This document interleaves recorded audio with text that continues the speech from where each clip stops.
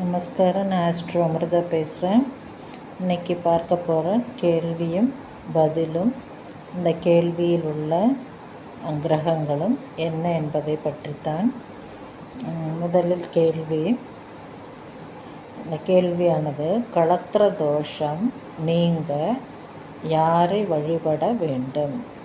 அதாவது களத்திர தோஷம் தீர வேண்டும் என்றால் எந்த தெய்வத்தை வழிபட வேண்டும் என்று கேள்வி இருக்கிறது. இந்த கேள்விக்கான பதில், களத்திரம் என்றாலே எப்பொழுதும் சுக்கிர கிரகத்தை குறிக்கும்.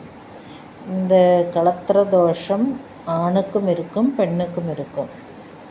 ஆனால் இந்த களத்திர தோஷம் இருக்கும் பொழுது ஆணாக இருந்தாலும் சரி, பெண்ணாக இருந்தாலும் சரி, அந்த ஜாதகருக்கு வாழ்க்கையிலும் சரி, திருமண வாழ்க்கையிலும் சரி, அதாவது பொதுவான வாழ்க்கையிலும் சரி, திருமண வாழ்க்கையிலும் சரி, ஒரு சந்தோஷம் அல்லது ஒரு ஆடம்பரம், ஒரு ஐஸ்வர்யம் என்பது இருக்காது. அதே களத்திர தோஷத்திற்கான தீர்வை மேற்கொண்டு வாழ்க்கை வாழ்வதும், அதே போல் திருமண பந்தத்தில் ஈடுபடுவதும் அந்த ஜாதகருக்கு நன்மையை கொடுக்கும்.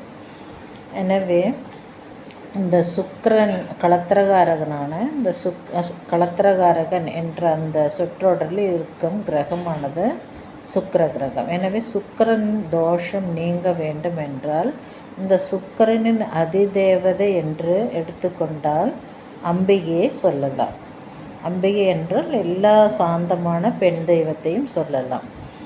அது அப்படி இருக்கும் பொழுது ஒவ்வொரு வெள்ளிக்கிழமையிலும் நம்முடைய ஜாதகத்தில் அதாவது ஜோதிட ஒரு ஆண் ஜாதகத்திலோ பெண் ஜாதகத்திலோ களத்திர தோஷம் இருக்கிறது என்று சொன்னாலே அவர்கள் அதற்கு தேவையான தீர்வை கொடுப்பார்கள்.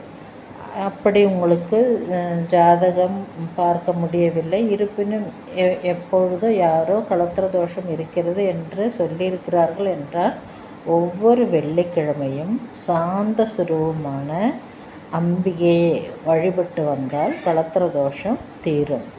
ஆனால் ஒவ்வொரு தன்னுடைய வாழ்க்கையில் ஆண் ஜாதகரும் சரி, பெண் ஜாதகரும் சரி, களத்திர தோஷம் இருக்கிறது என்றால் சாந்த சுரூபமான அம்பிகை. ஏனென்றால் சுக்கிரனின் அதிதேவதை தான் அம்பிகை.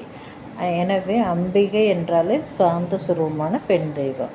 அப்படி இருக்கும் பொழுது ஒவ்வொரு வெள்ளிக்கிழமையும் அதாவது பார்வதி தேவியோ அல்லது மகாலட்சுமி தேவியோ அல்லது சிறிதளவு உக்ரத்துடன் இருக்கும் துர்கா தேவியோ, ஏனென்றால் காளி என்றால் நல்ல உக்ரம் இருக்கும், துர்கா தேவி என்றால் கொஞ்சம் சாந்தத்துடனும் கொஞ்சம் கோபத்துடனும் இருக்கக்கூடியதுதான் துர்கா தேவி.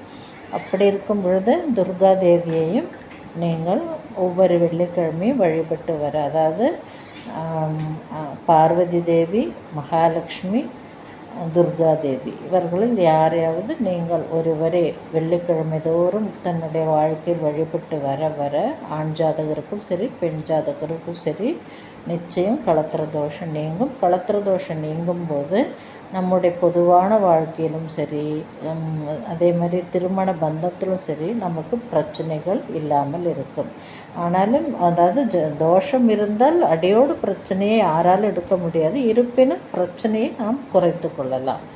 அதே சமயத்தில் களத்திர தோஷம் இல்லை என்றால் நிச்சயமாக நல்ல வாழ்க்கை தான் இருக்கும். இல்லை என்றாலும் இந்த பூஜை செய்யும் பொழுது இன்னும் அதிகமான ஐஸ்வர்யம் வீட்டில் காணப்படும். அதே போல் தம்பதிகளிடையே நல்ல ஒற்றுமை இருக்கும். அதே போல் வாழ்க்கையும் நன்றாக இருக்கும், திருமண வாழ்க்கையும் நன்றாக இருக்கும். இந்த கேள்வியில் களத்திர தோஷம் தீர எந்த தெய்வத்தை வழிபட வேண்டும் என்ற கேள்வியில் களத்திர தோஷம் என்றால் சுக்கிர தோஷம், சுக்கிர கிரகத்தை குறிக்கும். எந்த தெய்வத்தை வழிபட வேண்டும் என்றால் தெய்வமும் வழிபாடும் இந்த இரண்டு சொற்றொடரிலும் குரு கிரகம் அடங்கியிருக்கிறது. எனவே சுக்கிர கிரகத்தையும் குரு கிரகத்தையும் அடங்கிய இந்த கேள்விக்கான பதிலை நாம் பார்த்து விட்டோம். இந்த வீடியோ உங்களுக்கு பிடித்திருந்தால் மற்றவருக்கு ஷேர் செய்ய, அதே போல் சப்ஸ்கிரைப் செய்ய மறக்க வேண்டாம். Bye from Astro Amrita.